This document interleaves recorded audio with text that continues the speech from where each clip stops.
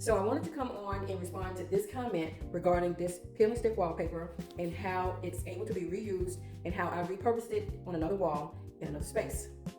I'm going to share a few tips you need to follow, okay? First, you want to make sure you have high quality peel and stick wallpaper. This wallpaper was fairly expensive and I used it in another space, but I didn't want to leave it because this was too expensive to leave behind in trash. This was from Amazon, and actually it's made by Spoonflower, and it's more like a custom made wallpaper. So just make sure, firstly, that it's a well-made, heavy constructed. This vinyl is very flexible and it has thickness to it. So just make sure you have that going on first.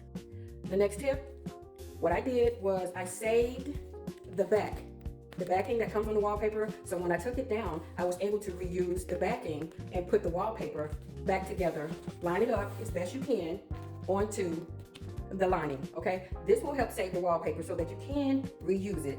So we've taken the wallpaper down off the wall and we've reapplied the backing to the wallpaper that we are trying to save so that we can reapply it and repurpose it somewhere else.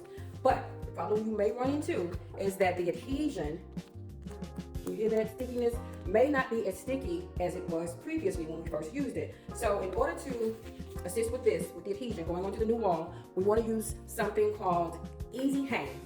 It's a peel and stick wallpaper helper, and this is what I use. I didn't have to use a lot because this is a well-constructed wallpaper and it had good adhesion. I didn't have to really use a lot of this. But what you do is you spray this on the wall before hanging it again on the new wall. So use this as a helper. You don't need to spray the whole wall, only the areas that you're having a little problem with the adhesion. I didn't use very much of this for this wall, but it did help.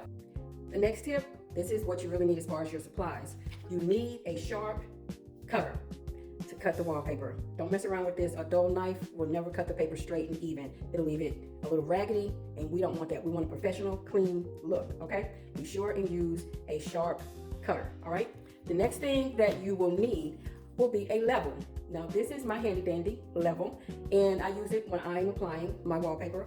You want to line it up against the edge of the wallpaper.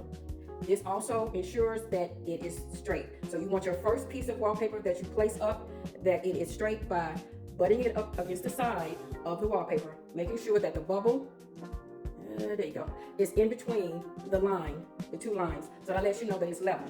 And I would also suggest that you check it at the top, in the middle, and at the bottom, just to make sure that it's not kind of going sideways, because the naked eye can kind of trick you. So just stand back, to see and make sure that it's straight.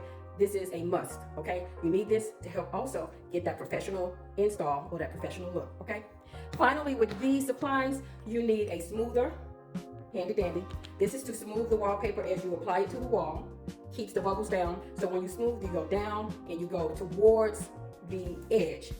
That helps knock out the bubbles. And a pro tip, if you end up having bubbles later that you may see, in the wallpaper, you can take a little straight pen and poke a little hole in it, and that'll help as you smooth it to knock out any bubbles that you may have, okay? Be sure and have this. You need this. These are the best ones. I like the plastic ones, but they work really good. Next thing you need is when you are putting the wallpaper side by side, there's going to be a seam down the middle. Sometimes, depending on the wallpaper, you need to overlap to get the pattern to line up, and sometimes it's a straight cut, meaning that the design lines up evenly, just butting up against each other. So with this, you need this seam roller, very cheap and inexpensive. So these two come together usually in a kit. So use this seam roller. This helps press the wallpaper down together with the seams, okay? This is a must-have as well. And the final tips are, make sure you wipe down, clean the walls, get rid of the dust, okay?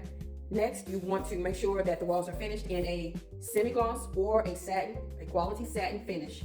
Please do not apply this wallpaper to a flat finish or an eggshell, because when you go to remove it, it's going to pull down that finish, that dry, flat paint along with the wallpaper. So just be sure and apply the wallpaper to a satin or semi-gloss but quality paint, okay?